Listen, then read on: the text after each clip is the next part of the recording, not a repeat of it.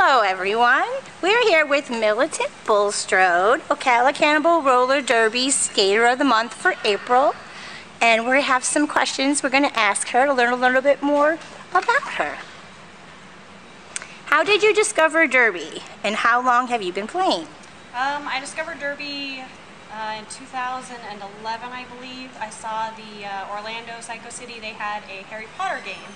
And I'm a ginormous Harry Potter fan, so of course I went to that bout, and then I realized, holy crap, roller derby's amazing. And then I had no idea Ocala had a team until I saw one of the big giant Ocala Cannibal stickers on somebody's car, and I said, oh my gosh, there's one here. And so I decided I would learn how to skate, get fit, and join, and I did. Is there a story behind your derby name? Yes. My derby name is Militant Bulstrode. There is a character in the Harry Potter series. She is in Harry's year, she's in Slytherin, and she is described as a kind of beefy, tough-looking girl, and her name is Militant Bulstrode. So I just took her name, and I also wanted to be called Mili, so I was like, this is perfect, and that's how I chose my name. What is your favorite motivational quote? My favorite thing, personally, to say to our fresh meat or anybody on the team is, be a cannibal, don't be a cannibal. You started the junior team, the Ocala Carnivores. What inspired you to do that? I've seen a lot of junior teams, especially there used to be a team up in Lake City that was a junior team. I thought that's really cool, and I bet there's a bunch of kids that would really benefit from that, so I decided that we needed to do one too. You have played derby for a while. Advice for skaters who want to stay committed to the sport long term? Just realize that you need to be having fun, and when you realize if you're not having fun, you might need to take a step back and breathe so you can recommit yourself. If at any time you're just really questioning your motives as far as derby, go to practice, skate it out. And if you need to take a mental health day, there's nothing wrong with taking a mental health day, but you just need to know that you just commit yourself to it and just keep going to practice until you love it. Okay, eat only your favorite dish for every meal, or never eat your favorite dish again. Every single meal. Pizza or Chinese, can't decide which is my favorite, but I would eat it morning, noon, and night. Okay, most amazing thing you have ever seen in the derby world?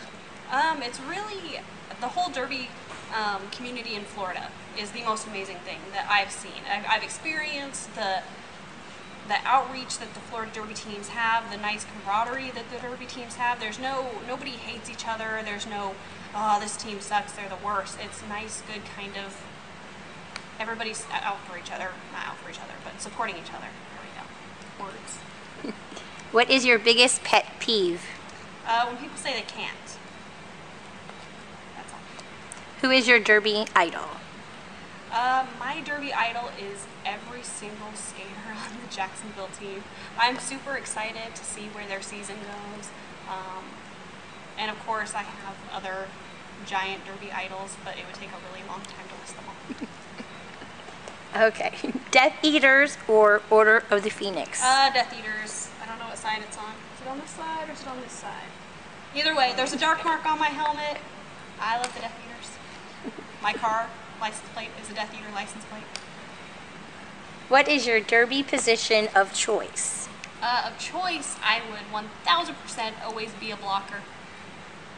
That's not always what I get, but that's what I love. Do you have any pre-bout rituals?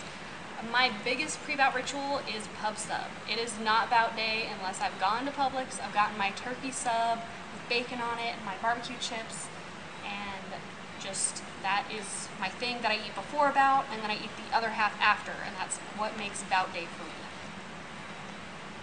Any words of encouragement for introverts who may want to play derby but worry they aren't outgoing enough? This was a really big thing for me because I was super anxious going into practices. So I was, even like during fresh meet, I'd go home and I'd have a panic or anxiety attack. The first time I was in a pace line, I went home and I had like a full-out panic attack, and it was really scary. But you really just, realize if you need to tell your teammates, hey, just let me do this thing real quick, I'm going through something.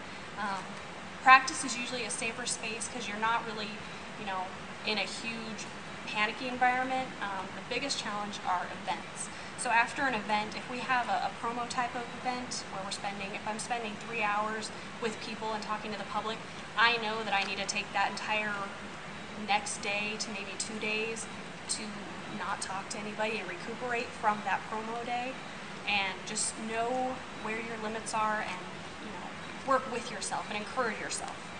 Promise yourself a treat if you talk to people. It's effective. All right, well, that was our last question. Is there anything else that you want to tell everybody, the fans, real quick? Come to our next bout. We have very many bouts. We've got the Girl Scout Jamboree coming up. Gore Scout Jamboree. And then next month we have so many bouts. Check our schedule. Check our website. It's awesome. Come join us. Thank you, Mili.